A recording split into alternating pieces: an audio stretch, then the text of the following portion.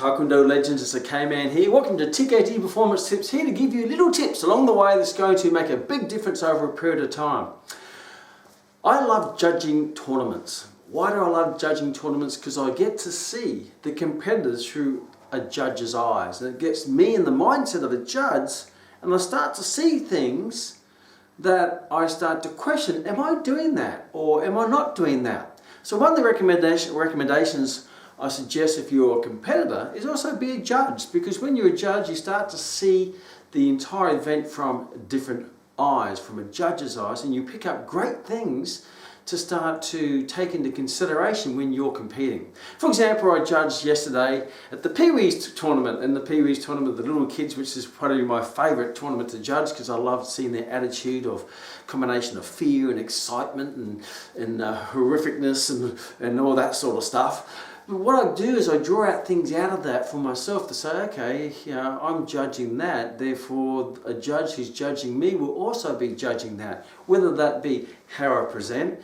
how I conduct myself, or how I execute my techniques. So the tip for today is what I noticed yesterday, and I noticed in many different tournaments, is people execute their techniques, whether it be in their patterns, without purpose. So what I want you to think about is the purpose of the movement.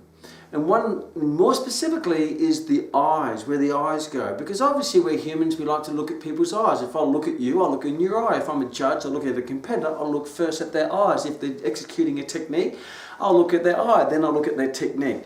But if your eyes don't match the technique, it looks a little bit obscure. It's incongruent, it's not in sync, it doesn't sort of work, they're not working together. Because many times if your eyes aren't in alignment with the movement, it means you don't really understand the movement, and you're probably just thinking about executing the movement to get through the movement, to get to the next movement, to hope you're going to win. So what I'm going to suggest you should do is to marinate yourself in the movement and understand the meaning and the purpose of the movement, and that way the eyes will tend to take care of themselves. So here are a couple of the challenges I see. Wandering eyes, people when they're doing patterns, they're looking at their mum, or they're looking at the audience, or they're looking at the judge, or whatever it might be. Wandering eyes, they're looking around, but they're not looking where they're executing the technique. For example, if they're coming forward with a punch, they might be, looking over here somewhere, or they might be, looking at the judge to see, hey, did you see my punch? Hey, isn't that a good punch? If you're looking at the judge, it's not where you're supposed to be looking. If you're looking at mum or the audience, that's not where you're supposed to be looking, because the purpose of the punch is you have an attacker coming towards you.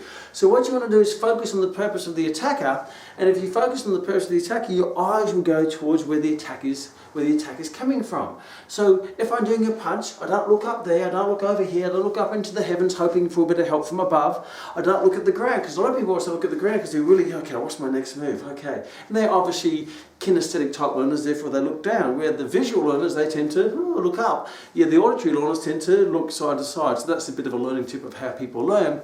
But you want to be able to understand it so you're not thinking about it. It comes a natural movement to you. So if you're doing a punch and an attack is there, where are you going to be looking at? You're going to be looking at, here comes the attacker, and you're going to be striking the attack right in their eyes. That's what you're going to go. You're not going to be looking over here going, well, look at this, last day outside. What am I going to do this afternoon? Or what am I going to have for lunch? What am I going to do after the tournament? So if you marinate and get into the purpose of the technique, your eyes are going to take care of themselves, but you've got to be aware of where your eyes are going. If they're looking down or looking up or looking, and even when you're doing a transition, so if I'm transitioning, say, from a knife hand guarding block from here to there, I'm not going to just turn blindly and then look. I'm not going to look over here and look in the audience. I'm going to block an attack here, there's an attack coming this way, all of a sudden I'm going to come up, I'm going to look at that attack, I'm going to come around and look at that attack, and I'm going to block the attack. I'm going to focus on blocking the attack.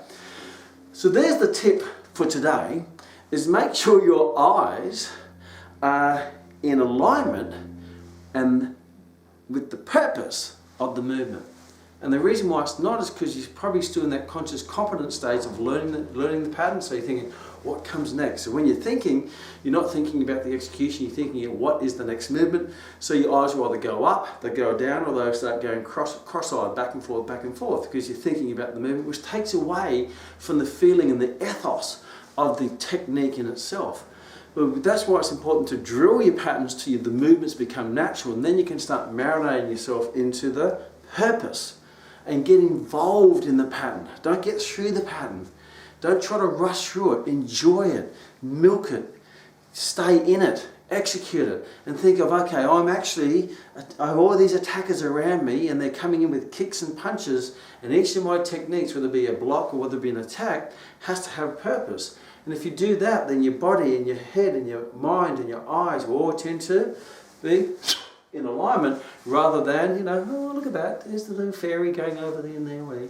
So there's a little tip for you. Get your patterns so you know them without having to think about it, and then really marinate into the purpose of it, and then do a little bit of a checkup on a regular basis of where your eyes are going. Are they looking where they're supposed to be looking and focusing where they're supposed to be focusing, or are they wandering? There's an old saying that where focus goes, energy flows. So focus on the purpose of the attack, focus on the pattern, the purpose, and energy will go there, and the judge will see that energy and go, wow, that is just, looks everything in alignment, everything's in sync, and everything is quite explosive with purpose. So there's the tip for today. Go and make sure your eyes are not wandering around the place, and make sure your eyes are focused where they're supposed to be focused. And the best way to do that is to understand the pattern and understand the purpose of the pattern and do it with purpose. See you in the next TKD Performance Tips.